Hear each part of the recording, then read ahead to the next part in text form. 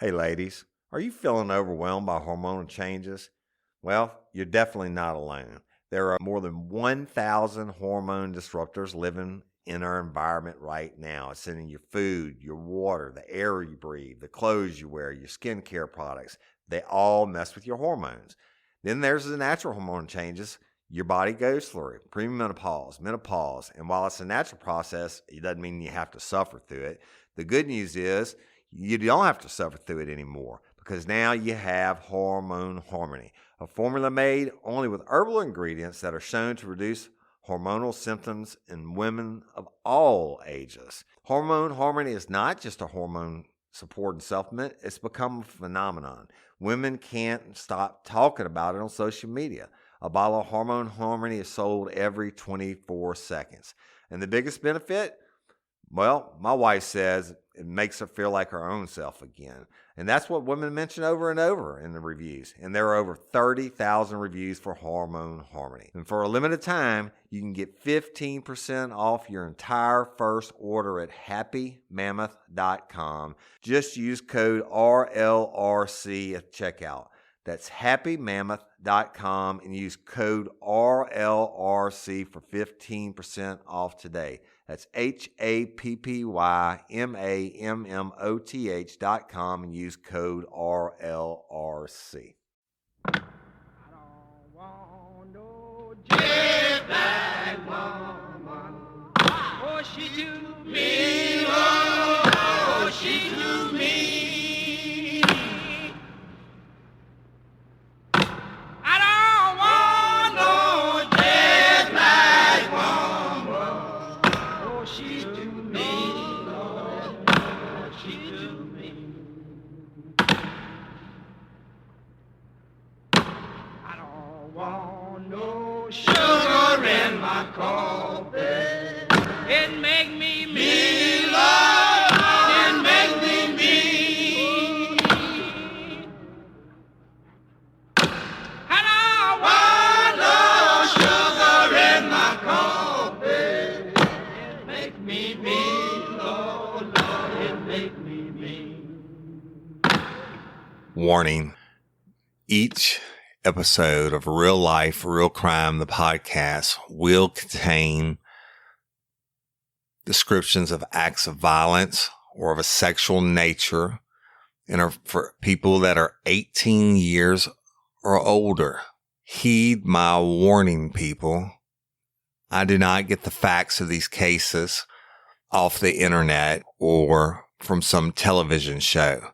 These facts I'm retelling were presented to me by the victims of the crime or the perpetrators who committed the crimes. My descriptions of the crime scenes are what I saw with my own two eyes. If you are going to get offended, turn this podcast off now.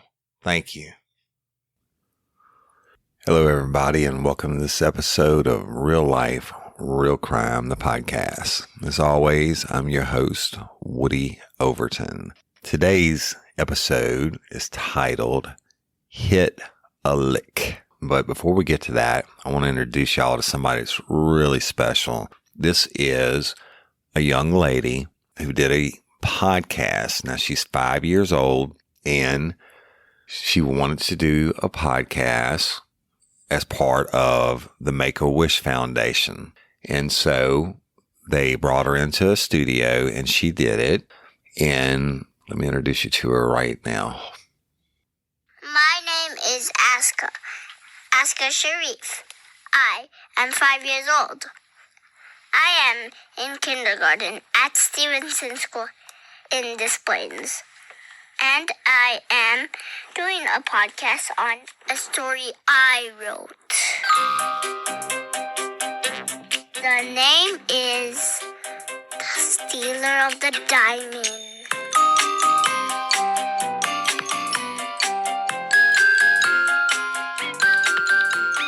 Listen to this episode of Azka's Mystery Podcast, written and created by 5-year-old Azka. Find it wherever you get your podcasts. Okay, y'all, so there you have it.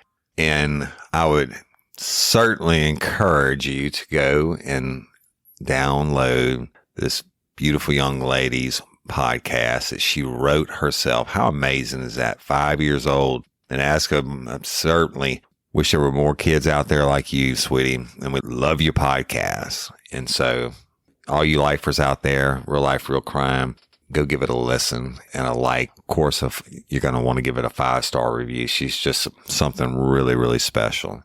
So that being said, we are going to get started with today's episode. Now, stay tuned. At the conclusion of today's episode, we have some really important announcements and some promos for different podcasts that have supported and promoted Real Life, Real Crime, the podcast. So if y'all stay tuned at the end of the episode, and I appreciate it. So this episode hit a lick, y'all. It's really sad, and it goes to prove my point of what I've always said, that prisons are full of dumb criminals. It's hard to catch a smart criminal, but most criminals are just fucking stupid. And I'm going to tell you about a case today that's tragic because of the loss of life, but the stupidity of the people involved is just astounding.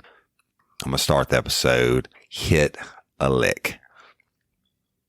On May 5th, 2005, in Walker, Louisiana. And I know I can't seem to get away from the city of Walker, right, lately in the stories, but there's a reason for it, I guess. And Walker is a wonderful, wonderful place in a small town. It's kind of a pretty good sized city nowadays. It's the second largest city in Livingston Parish, all grown up and developed. And I guess everybody leaving Baton Rouge is moving there. So it's not the small country town that it was in 1988 in the last story I told you about, or even 2005. I mean, it's grown so much.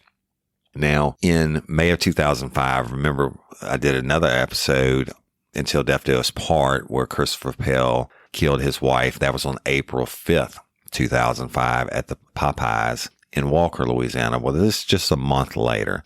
And what you have happening is there's a bunch of deadbeat punk teenagers that are sitting around and they got nothing to do, right? So there's 6 of them and they're sitting around, and guess what? Poor, pitiful them. They're out of dope and they're out of money, and the deadly combination of adding in the last fact is they are bored. So you have Hollis Michael Honeycutt, who's 19 years old, Wendy Dernan Varnado, who is 23 years old and is from Denham Springs, Jake Walker, who is from Denham Springs. Actually, they were at Walker's house, so they were in Denham Springs. They're not in Walker, the city, yet.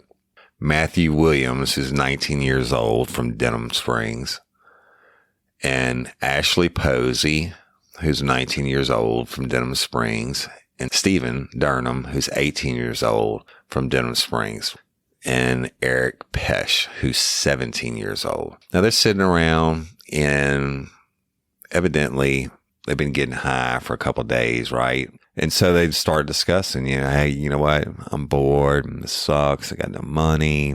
We got no dope. And Eric Pesh and Ashley Posey start to discuss about going to hit a lick.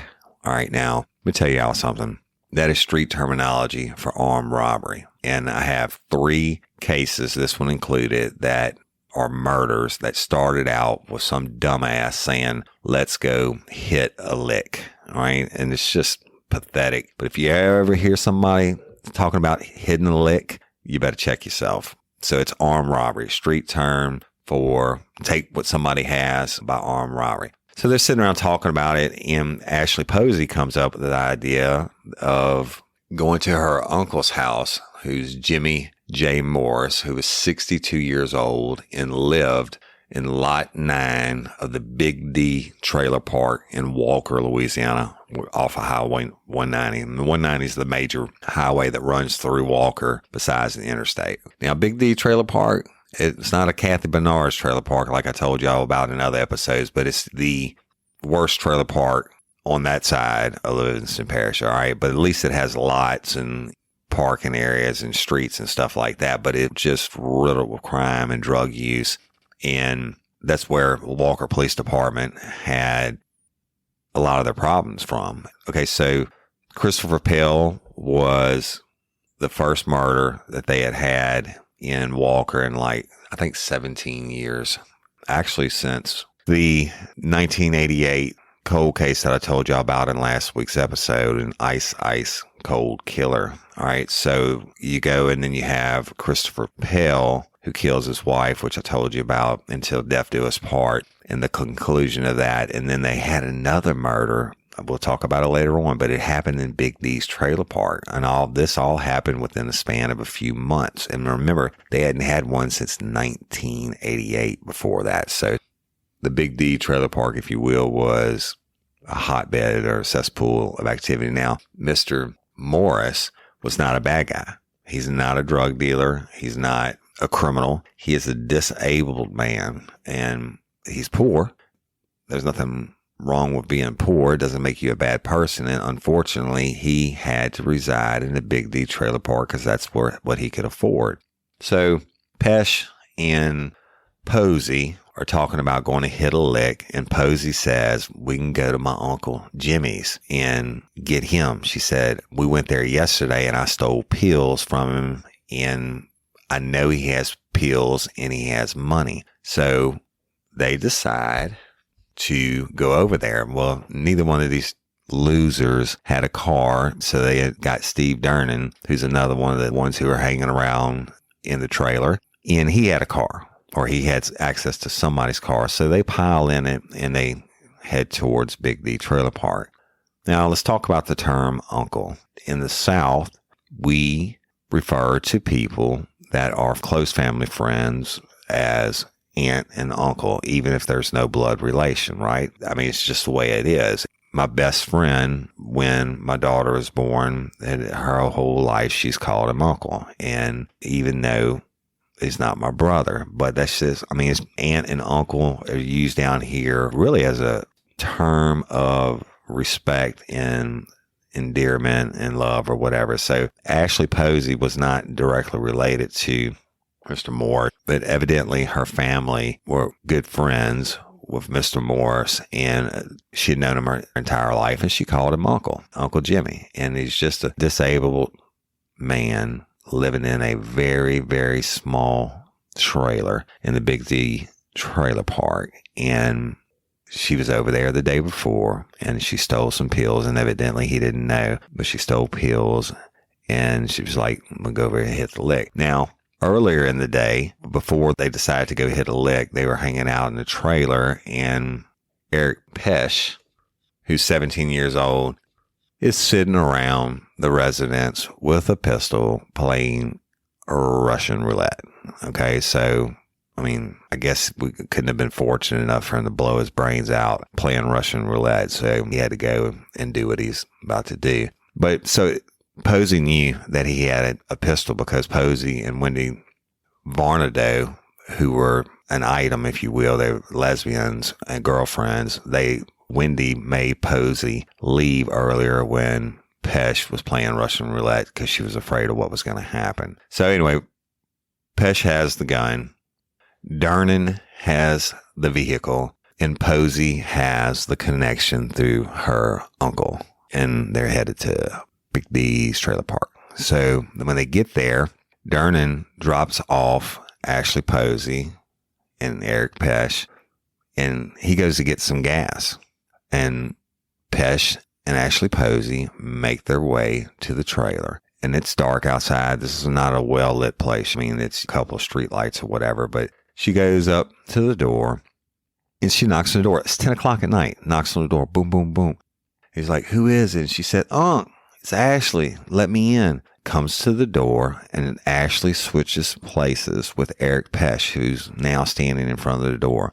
And he said, who is it? And she said, Uncle, it's Ashley. Let me in. And so he opens the door, and here you have Eric Pesh, who's playing Russian roulette earlier in the day, is a loser. Ashley Posey, loser. And they think they're these criminal masterminds, right? So Morris opens the door, and Pesh goes to bum rush him, and sugar turns to shit, and bam, the pistol goes off.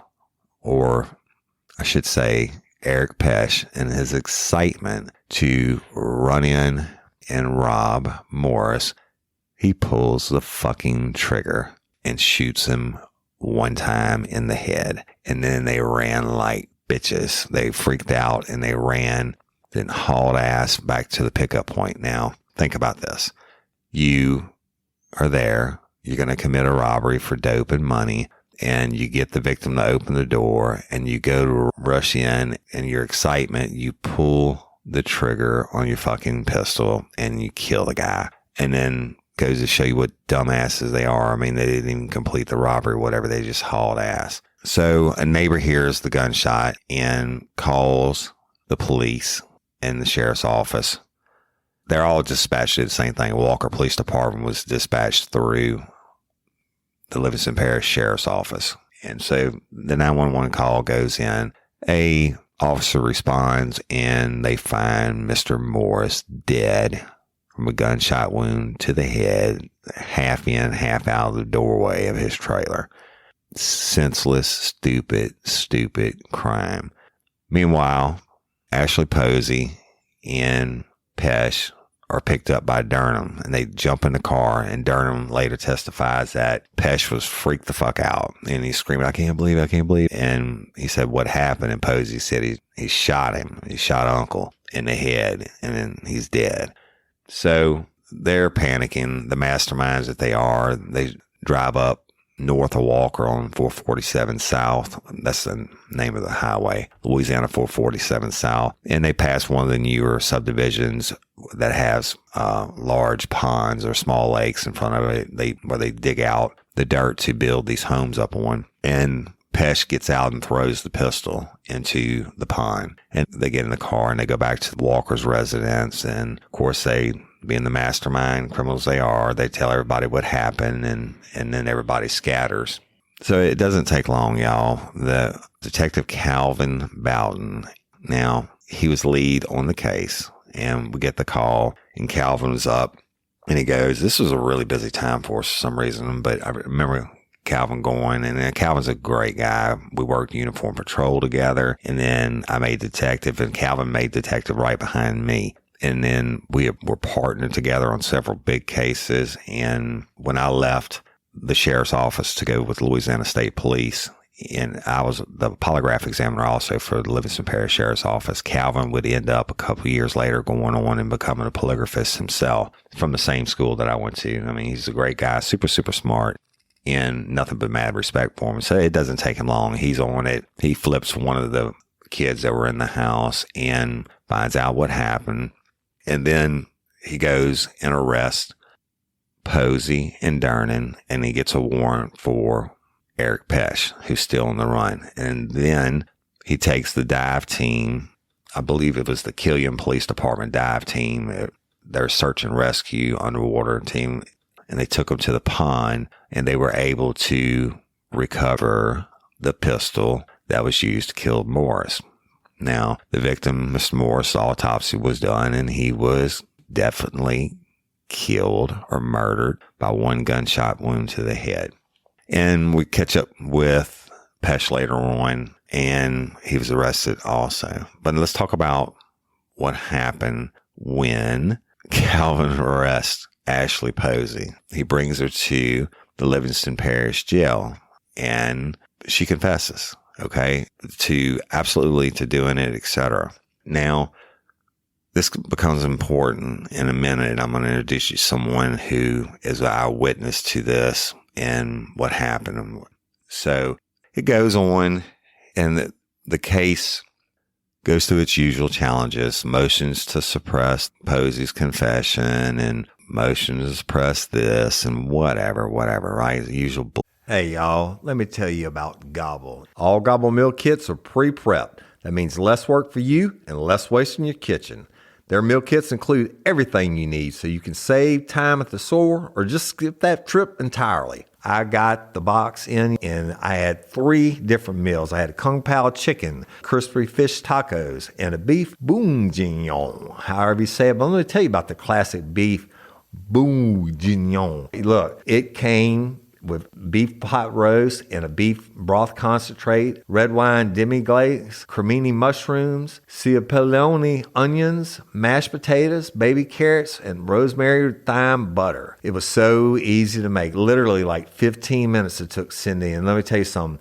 And all the dishes were fire, but this thing was like a taste explosion in my mouth. It's just unreal. We've got to spend more time together and more time doing the things we love because everything came in this one single box right to my door. So see what a difference Gobble will make for your household. Right now, they're offering my listeners a fantastic limited time deal. You get $120 off across 4 boxes plus free shipping and free cookies. And let me tell you, those cookies, I ate one that was sin baked and it was delicious. Go to gobble.com/real life. That's GOBBLE.com/real life for $120 off your first 4 boxes.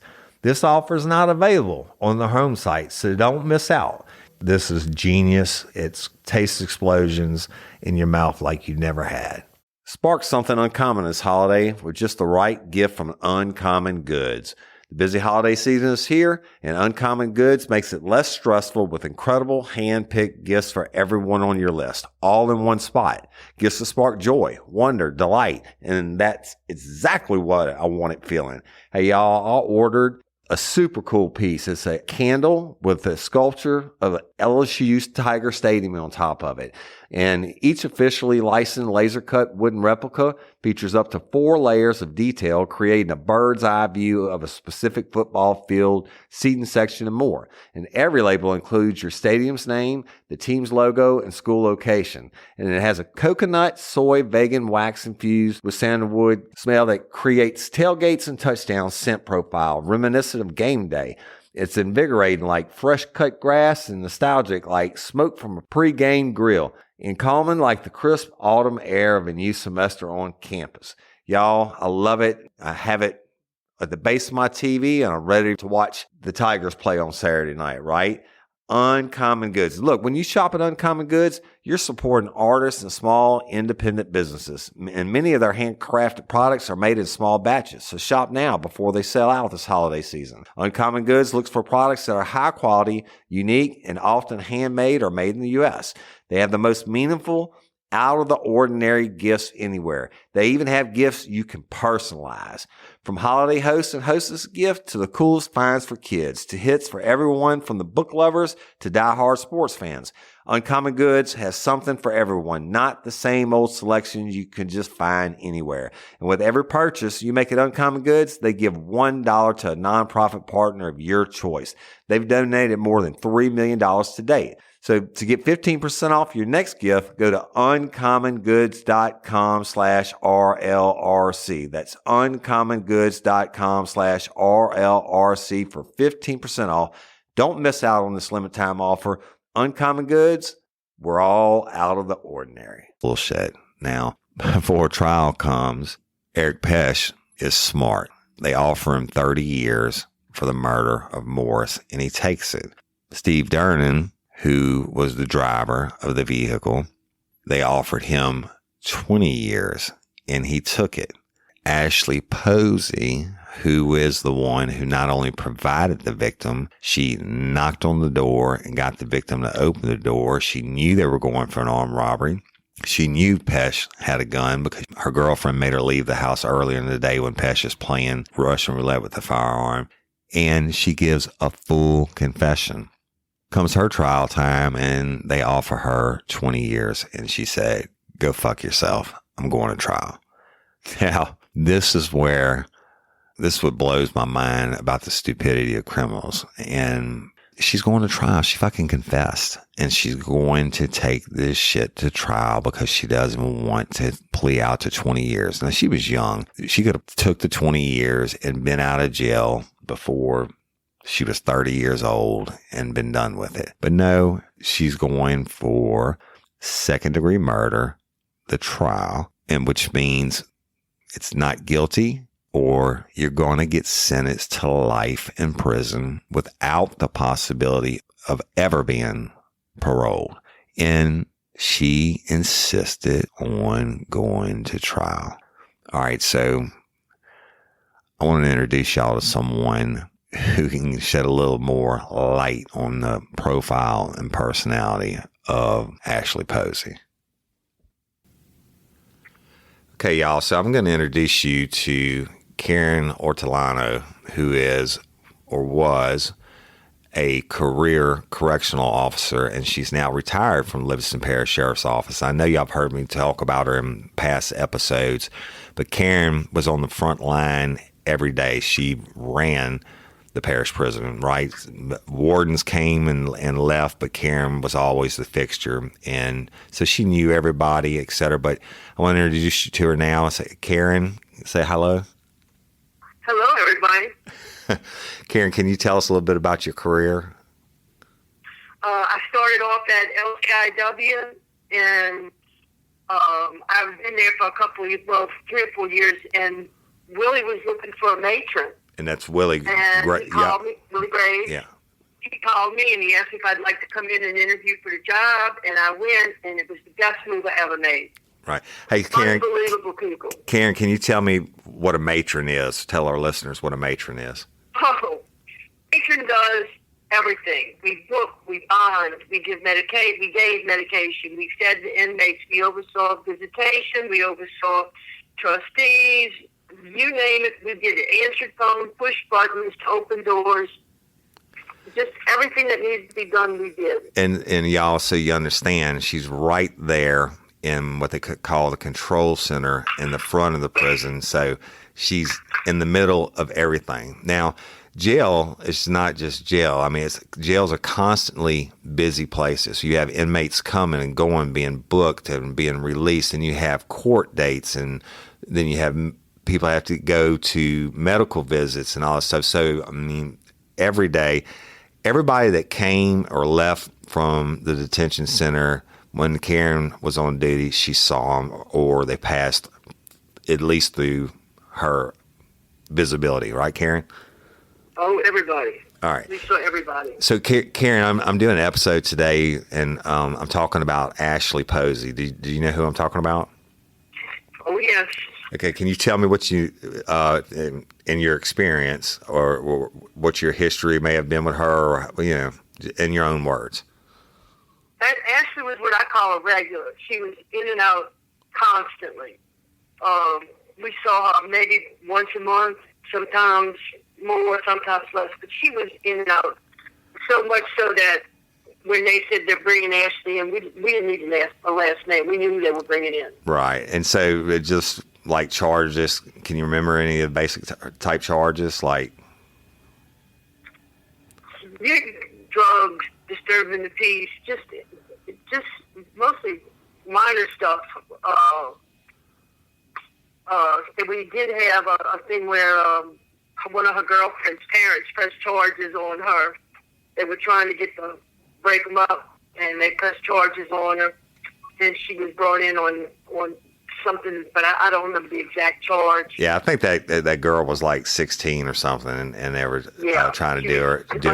Yeah, for dating an underage juvenile. I actually remember that case from detectives. So, okay, so hey, Karen, so I'm just telling the listeners about the murder of Mr. Morse, and Ashley was arrested and brought into the jail, and Detective Calvin Bowden was the lead on the case. And when she brought it in, can you remember that night when she was brought in? Can you tell me what happened? I remember that night. Yeah, she came in. We used to keep the ladies in visitation. There was a big window, and you could see from control into visitation. And we would put the females waiting to be booked in visitation so we could keep a watch on them. And I had gone into visitation to check, see what they were doing, just to check on them. And Ashley said, "Miss Karen, I need to speak to Michelle." And that would be Cheryl Smith. And she was our medical. Okay. And so I went and got Cheryl and brought Cheryl down. And Cheryl goes in there, and I'm standing at the door, and we call her Lovey, Ashley. they called her Lovey. Lovey, And Lovey said, Lubby. Yeah. Lovey. Okay, Lovey. And Lovey said, "Miss Cheryl, you know that man that got killed in Walker?" And Cheryl said, "Yes, I know who you're talking about." She said, "We did it." I was walking out the door. I couldn't believe. I was like, "Oh my God!" She did not say that. I was like, "Oh my God!" And Karen, I had never heard anybody confess like that. Yeah, it's to murder, right? And that just out of the blue. It goes to my point, and I was telling the listeners earlier that prisons are full of dumb criminals. It's hard to catch a smart one, but prisons are full of dummies, right? For her just to say that unsolicited is crazy. But let me ask you this: what do you think her level of intoxication or sobriety was, or what? You've been doing. You probably have seen more drunk and high people than anybody on the face of the earth, right? Being the matron. She knew who I was. Miss Karen. She wanted to speak to Miss Cheryl. When Cheryl came in, she knew Miss Cheryl. She probably been smoking some dope. Yeah. But she wasn't tweaking. She wasn't that high. So, in your opinion, you have probably seen 100,000 people in different states of intoxication. Was she too impaired to know what she was saying when she said, no. we killed him or we did that? No. Yeah. No, she knew what she was saying. Yeah. Like I said, I've seen her come in a lot higher, but I've seen her come in where she was passed out in the back of a car and they had to drag her in. But she's passed out in the parking lot and they arrested her and they had to drag her in to get her in jail. Yeah. But she was walking and talking and she knew who we were. Right. She knew where she was. She knew she was in jail. She knew she was in visitation waiting to be booked. Right. So, Karen, and you dealt with her a long time. Do you remember anything else? And I didn't ask you this before we started recording, but like her waiting on the trial. I know you were there through the trial and everything else, but do you remember, did she ever say anything about why she went to trial or anything? I just don't get it. No, nobody got it. You get off for 20 years after you confessed.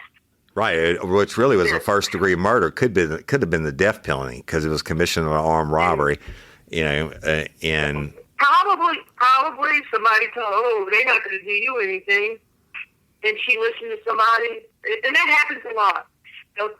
You get people in jail who think they know the system, and they're going to tell you, do this, do that. And it's the complete opposite of what you do. Yeah, your jailhouse lawyers, basically, right? Exactly. So, okay. And they don't know the law. They just think they do. Yeah. Well, somebody. I'm sorry, y'all. That's my phone beeping. She shouldn't have listened to him evidently, but she shouldn't have listened to him evidently, and that I appreciate your input on it, but and I'm gonna tell the listeners what happens now through the appeals process, et cetera. There's probably one of the most ridiculous appeals I've ever seen in my entire career. But the mainstay of her appeal was she was too intoxicated to knowingly give the statement to Calvin and Cheryl Smith. So, but you overheard it yourself. And you knew her. You knew her better probably than anybody other outside of her family. Now, doesn't she have a twin brother? She has a twin brother, Ashley, another one of my revolving door inmates. Right. In and out. Right. Okay. You kind of feel sorry for these kids. It's almost like they never had a chance. Yeah. The whole family just in and out. Right. And they didn't just start when they turned an adult. I know they had been locked up as kids several times in Florida Parish's Juvenile Detention Center. So, I mean, it's not like, to the listener out there, it's not like they hit 17 and just decided to become criminals. They had been doing stupid shit their entire lives.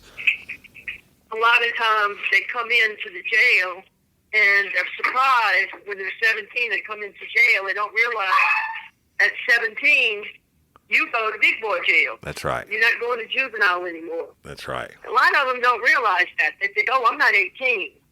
Yeah. Well, that's a rude awakening for them. And, so. But thank you, Karen. I appreciate it. Y'all, I'm gonna be using Karen more on episodes, especially to give us some insight on the bad guys or the bad girls, because she dealt with them every single day.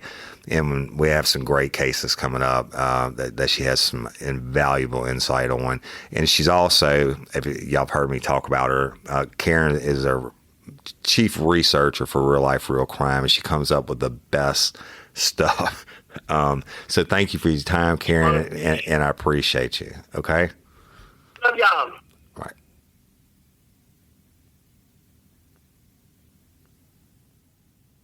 Okay, y'all. And so Ashley Posey goes to trial, and it is absolutely a slam dunk.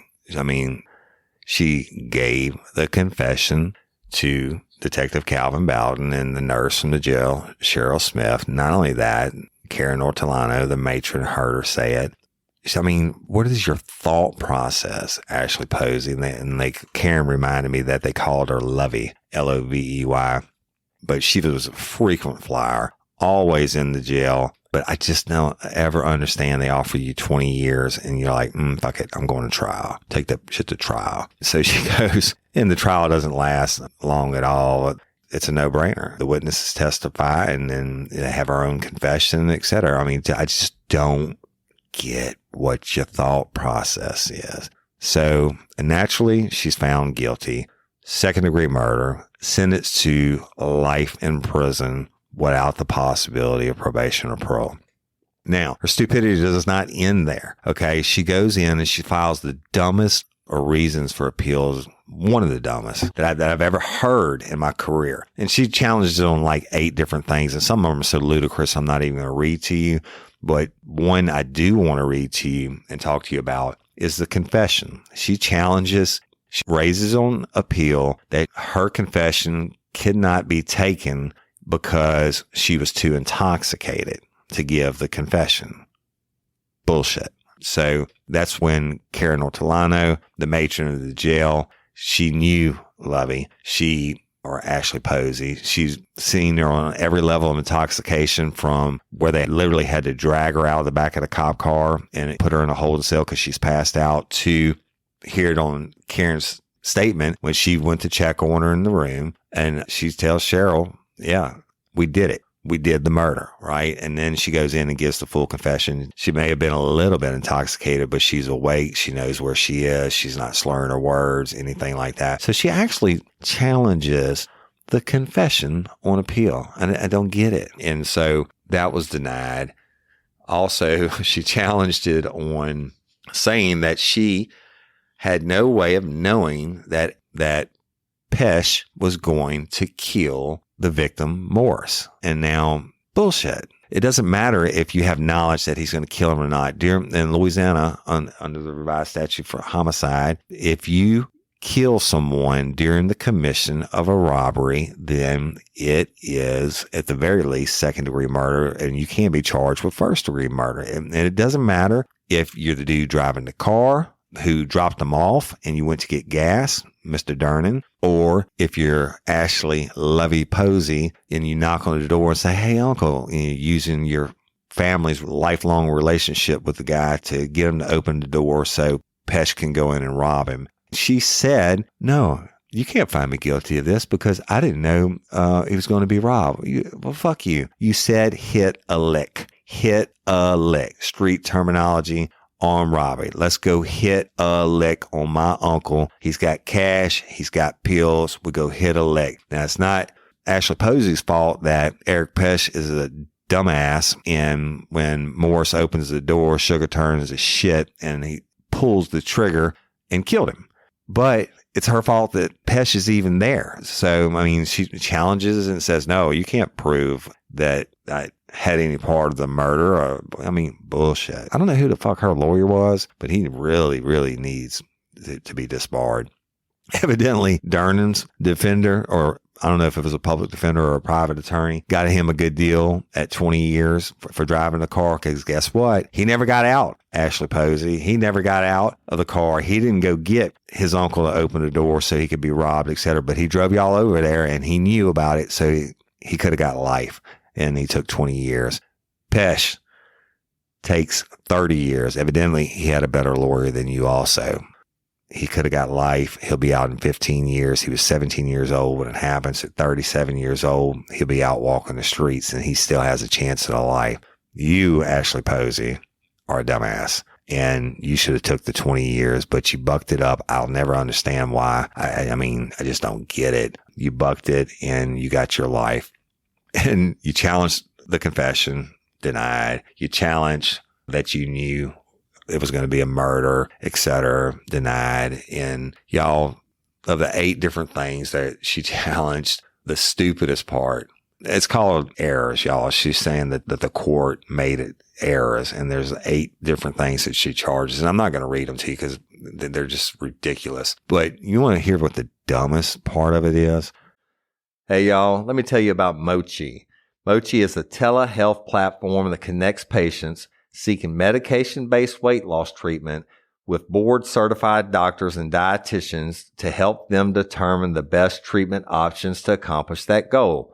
Mochi's program is completely virtual, meaning you can access their services anywhere in the United States and you will be meeting with their team online. You deserve doctors that listen. Mochi is dedicated to providing holistic, patient-centered care that prioritizes overall well-being with the goal of transforming how weight management is approached. Mochi Health takes a holistic approach to weight loss that includes visit with board-certified doctors, nutrition consultations, and medications delivered to your door. Science-backed medications including GLP-1s like Ozempic and generic compound versions, affordable and accessible regardless of insurance coverage.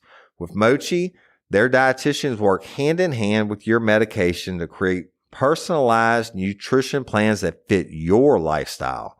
Reach your weight loss goals with science-backed, FDA-approved GLP-1 medications and support from real doctors and guidance from registered dietitians and help with making easy and sustainable changes to achieve results. Y'all have seen this. My wife has done it. My brother-in-law has done it. One of my best friends is doing it, and it really is an amazing process that works. So get started at joinmochi.com and use code RLRC to receive $40 off. That's joinmochi.com and use code RLRC to receive $40 off and let Mochi help change your life. Hey, y'all, you want to set your child up for success? Is your child struggling with a specific subject or need help with the subject? Is your child ahead, not getting challenged enough in class? Well, IXL Learning is an online learning program that enriches your homeschool curriculum.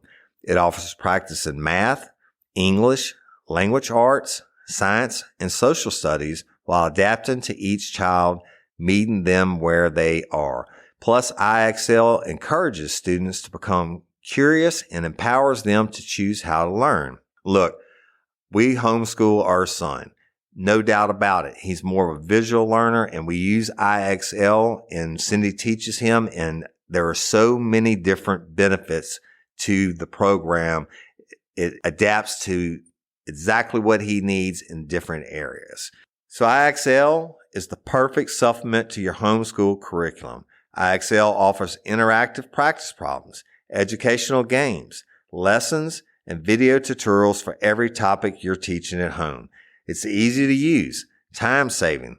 Everything on IXL is organized by grade, subject, topic, and subtopic, making it simple to find activities for the exact skills you're covering. IXL offers instant feedback and explanations of new topics as kids use the program. Kids can explore any topic in any grade level. They aren't forced into a single learning path like they are on other programs. If you're homeschooling your child because they were falling behind or because they were too far ahead like our son, IXL is a great program to help them get the exact support they need. Kids love IXL's positive feedback awards and educational games. IXL is trusted by 15 million students worldwide and has proven to improve performance in over 75 scientific research studies. Make an impact on your child's learning. Get IXL now. And Real Life Real Crime listeners can get an exclusive 20% off IXL membership when they sign up today at IXL.com/today. Visit IXL.com/today to get the most effective learning program out there at the best price. And don't forget, Real Life Real Crime listeners get 20% off. Y'all, we really do use this product and it's been a godsend. She files her appeal late. She misses the deadline by like a long shot. They have a certain time that they can file the appeals in. She misses it. Hello, you're in prison. You ain't got shit else to do. I mean, how the fuck do you miss your appeals deadline? So the court read the stuff anyway. They didn't have to. And this is not a lawyer deal. This is an Ashley Posey mistake because she actually filed an affidavit stating that she did it and she put it in an outgoing mailbox by such and such date. Well, it's not true. It wasn't stamped, didn't go out, et cetera, et cetera. So I don't know. Prisons are full of dumb criminals, y'all. And I'm going to conclude it because I don't really have anything else to say about it other than the stupidity level is just off the charts. Poor Mr. Morris killed because Ashley Lovey Posey got him to open the door, and Eric Pesh, who's been playing Russian roulette all day long, pulled the trigger the one time on accident when he's trying to rush into the door and kill that man. And then he's gone for 30 years. And then Dreamin gone for 20 for driving the car. I mean, whatever. Dumbass criminals. I hope you enjoyed this episode of Real Life, Real Crime. Again, y'all, it's just me telling the stories and that we have the firsthand knowledge of. And you got to hear from Karen Ortolano today. And I hope you enjoyed that as she brings an insight to these people. I only saw the bad guys or bad girls on the outside, right? And in the courtroom, Karen saw them every day. And she told you about Posey's personality and how she's what we call a frequent flyer, meaning she got arrested like every other day and she was always there. But anyway, I hope you enjoyed it. And that's going to conclude the episode of Hit a Lick. And Ashley Posey on the Sphincter scale, I have to give her a solid 8.5 because she set the guy up. I don't think that she ever intended to go over there. I know she didn't intend to go over there and murder the dude. I mean, Pesh just was a little bitch and panicked when the guy opened the door and pulled the trigger. But the law is the law. And she went over there to rob him and he got killed, and that's why she got life. So I'm giving her 8.5, something like that on the Sphincter scale. If it was a dumb ass scale, she'd be murdered by you for just being dumb. So that concludes it. And till next time, or ever, don't let me catch you down on Murder by You. All right, y'all. I told you at the beginning, we're going to do some shout outs, etc. And this is where we're going to do it. I want to first say thank you to all our fans and listeners. Today we passed 125,000 downloads in 96 countries from around the world. And then our listeners are known as lifers. And we love you and we appreciate each and every one of you. Can't get enough of you. And I love it. I love watching the numbers. I love the comments y'all are doing. Patron members, you know we love you. We're fixing to put up another big episode, which is me interviewing Karen Ortolano about her career and each of the bad guys and girls that we featured in season 1. She's going to give her own personal perspective on them. So you need to check it out. If you're not a patron member, you can go to patreon.com/Real Life Real Crime or go to our website, www.realliferealcrime.com, and the link to Patreon is on there.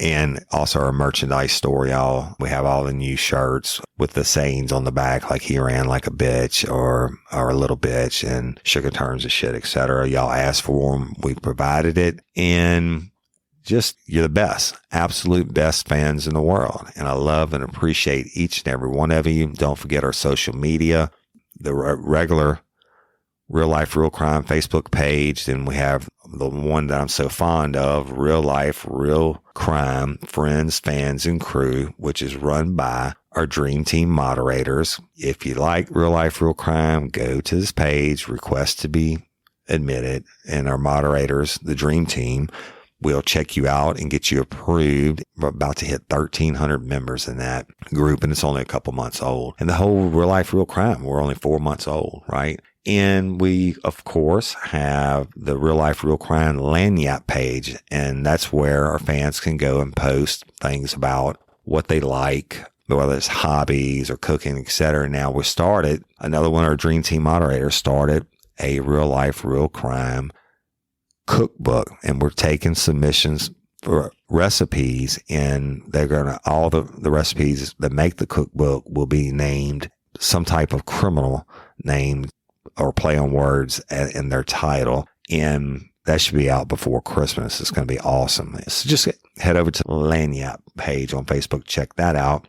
Then we have Instagram and Twitter, which I still don't know anything about. So if y'all message me on there, God bless you. I check it out, but I know we have a bunch of followers and stuff, and I'm just not real up to date on that, but I'm trying. And YouTube, our YouTube channel is really growing. It's Real Life, Real Crime Podcast. You go to YouTube, to the search engine space, and you type in Real Life, Real Crime Podcast, and it has every one of our episodes, plus lots of videos that we've uploaded of myself and some of our promo man, Ryan Horan, who does cooking videos, etc. And we're going to continue to add more content there. So if you want to put a face with a name to Real Life, Real Crime, you can go and watch some of our videos on there. Subscribe to it. And y'all, we love and appreciate each and every one of you. And if you can't be a patron member, that's okay. I love you. It's just, if you would just keep doing what you're doing, liking us, sharing us, recommending us, and subscribe to us on wherever it is that you listen to podcasts. Hit the subscribe button to the show for Real Life, Real Crime. And check this out. If you leave a review wherever you listen, and particularly on iTunes, I mean, we're up in high 200s, I think, on reviews now. I would really appreciate if you'd leave a review. Almost all our reviews are super positive, and we love them. There's a couple that aren't, and whatever. You're going to have that. But I don't think I've been big on asking for reviews before, but I'd like to see it, because I get a lot of fans that send me messages about how they love it, and et cetera, direct message. And if y'all take the time, and I know it takes time, but take the time, leave us a review. It'll help out the show, and watch us grow, baby. Watch us grow. We're on fire, and it's because of y'all, you lifers, you rock. Now I want to introduce y'all to 3 different podcasts who are all supporters of Real Life, Real Crime. They have promoted us on their shows. So I want to take a moment and give them some acknowledgement. And then we're going to run their promos as we go.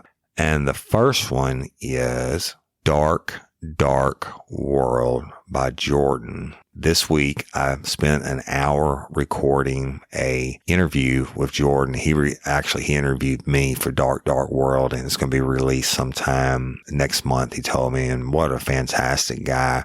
And look, check this show out. It's very well done, and I've gotten to listen to several episodes now, and this guy's got it going on. You watch how big he's going to end up being. So without further ado, is our buddy and our friend and pal, Jordan, with Dark World. Hi there. I'm the host of a new true crime podcast called Dark World. With Dark World, we explore lesser-known killers and crimes, stories that have slipped between the cracks of the mainstream true crime consciousness. My name is Jordan Crittenden. Join me as I explore this dark, dark world by subscribing to the show wherever you get your podcasts. Okay, y'all, the next one is called Killafornia Dreamin. It is hosted by Miss Roseanne Stoltz, and she is a dear. She promoted us and said some nice things about real life, real crime. Now, listen, I listened to one of her episodes before she promoted us, and it was about one of the guys that's on the FBI's most wanted list and has been for a whole lot of years. And man, what a fantastic show. So, Roseanne, I really enjoy your work. I think you're doing great stuff, and we appreciate you being a fan of real life, real crime. And I'm going to introduce y'all now to Miss Rosanna Stoltz, Killafornia. I'm Roseanne, host of the Killafornia Dreamin podcast, a true crime show that delves into the darker side of California. Join me each week as we take a tour of the beautiful beaches, majestic mountain ranges, expansive deserts, and soaring redwoods to discover some of the most chilling, fascinating, and depraved criminal acts that have taken place across the state. You can find Killafornia Dreamin on all of your favorite podcast directories, including Apple Podcasts, Google Play, Spotify, and Stitcher. Find us on Facebook, Twitter, and Instagram, or you can visit our website at www.orbitaljigsaw.com and click on the show's link to find hours and hours of true crime tales from the Golden State. Thank you, and sweet dreams. Okay, y'all, and that is Killafornia. Give it a listen. If you like it, subscribe and let them know that Real Life, Real Crime, the podcast, and Woody Overton sent you. I just want to make a mention of a couple more friends of Real Life, Real Crime podcast. These have run us repeatedly, and we've already promoted them, and they keep running our promo again and again, and we really appreciate it. And I'm going to tell you about it. One is Witch Murderer, and that's Genna and Holly. That's the Canadian and the Scot. I think are really super cool accents, but they do their podcast and they cover a murderer in whatever different field it is every week. Like if it's a workplace murder, Genna will do her story, then Holly will do hers, and at the end of it, they vote on which one if that murderer was to kill them, which murderer would they want to do it? So really unique twist. Interesting show. Hey, Genna and Holly, we love y'all. Real Life, Real Crime, and we appreciate you for supporting us. Hi, I'm Holly. And I'm Genna, and together we are the co-hosts of the podcast Witch Murderer. Each week we discuss 2 murders, and we try and focus more on the victim's perspective. Oh my god, that's not who I thought was going to die. Let's just blame it all on Tom Cruise. Yeah, math stumps me at every turn, even in dismemberment. We all know she was cut in half. He had projectile pooped. Oh no! The entire room. Will they ever get along? God damn it. Fucking get along, eat an ice cream cone. You're gonna make so many enemies, and I love it. How many times do I have to say, if you're gonna murder people, don't keep a fucking diary? Don't keep a diary. I really didn't want to be frozen to death. When were you born, honey? No, I'm not telling you. I don't like the thought of somebody who's selling ice cream being that angry inside. And then we have ourselves a little debate at the end about which murderer we would want to kill us if we had to choose. If we had to choose. It's a game of which would you rather. Exactly. And if you fancy playing that along with us, you can find us on Spotify, Stitcher, iTunes. You can also listen to us on Audioboom and our website, witchmurderer.com. And you can always get in contact with us at Twitter and Instagram at witchmurderer, and also witchmurderer@gmail.com. So hopefully you'll be listening to us soon. Bye. Goodbye. And one more, the Boondocks, Bad in the Boondocks, right? And there's our buddies from South Carolina, and they run us, and y'all, you got to go listen to it. They're up and comers, and they're funny but tell really good stuff, really good stories, kind of like what we do here, Real Life, Real Crime, local. Well, some of them are famous cases, but some of them local stuff that you haven't heard of, and they're funny. And I usually don't like the banner back and forth stuff on podcasts, but these guys have it going on, and we appreciate y'all supporting Real Life, Real Crime. So y'all go give Bad in the Boondocks a listen also. Hey, I'm Stan. And I'm Drew. And we are your hosts of Bad in the Boondocks. Bad in the Boondocks is a fresh take on true crime podcast. We are a father and son team from way back in the sticks of South Carolina. Yeah, in a town of less than 500. And we have a shared passion for all things true crime. So, every Saturday we get together and swap stories about a true crime event. We try and find the most twisted and vile losers of our human race. Now, you won't hear a lot of endless banter on Bad in the Boondocks. But what you will hear is all the unedited facts on the cases we choose, no matter how gory or troublesome they are. And you'll hear it all with a unique southern flair. And along the way, you'll hear just the right amount of discussion and jokes to keep you and us from completely losing your mind. You can find us on all the major podcast platforms like iTunes, Google, Stitcher, Himalaya, and CastBox, or just go to badintheboondocks.com and download all of our episodes there. So, come on down to the Boondocks and get your redneck on with us. We promise, you'll have a good time. And that's it. I'm not going to take any more of your time. I love each and every one of you, and I appreciate you. And thank you for tuning in to Real Life, Real Crime, the podcast. As always, I'm your host, Woody Overton. Until next time, don't let me catch you down on Murder Bayou. Peace.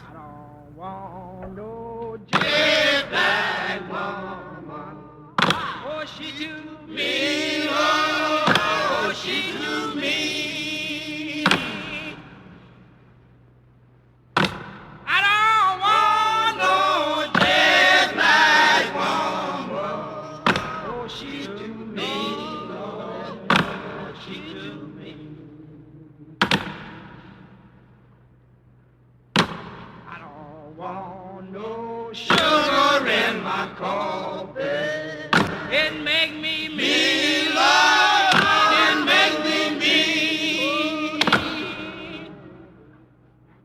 And I want no sugar in my coffee, it make me mean, Lord, Lord, it make me mean.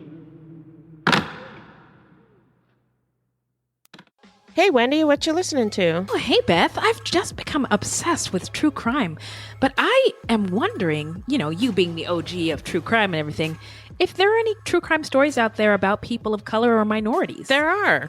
I'm obsessed with true crime, too, and it's true. Not all serial killers are white dudes. Get out of here. Really? That's right. Not all serial killers are white. Or, get this, even dudes. Stop. And you know what? Fruit Loops Serial Killers of Color is a podcast all about them. That's right. We take deep dives into the lives and crimes of people of color and their victims that the news leaves out because, well, the news is racist.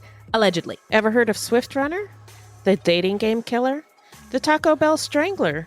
Or La Matavejitas? Well, if you want to hear about them and other true crime stories about people of color, women, LGBTQ, and any other minorities, then listen and subscribe to Fruit Loop Serial Killers of Color wherever you get your podcasts. And we are Wendy and Beth. She's Wendy. I'm Beth. We're not journalists, investigators, or psychologists. Just a couple of gals interested in true crime. Mm-hmm. New episodes drop every Thursday, so look alive, guys. It's crazy out there.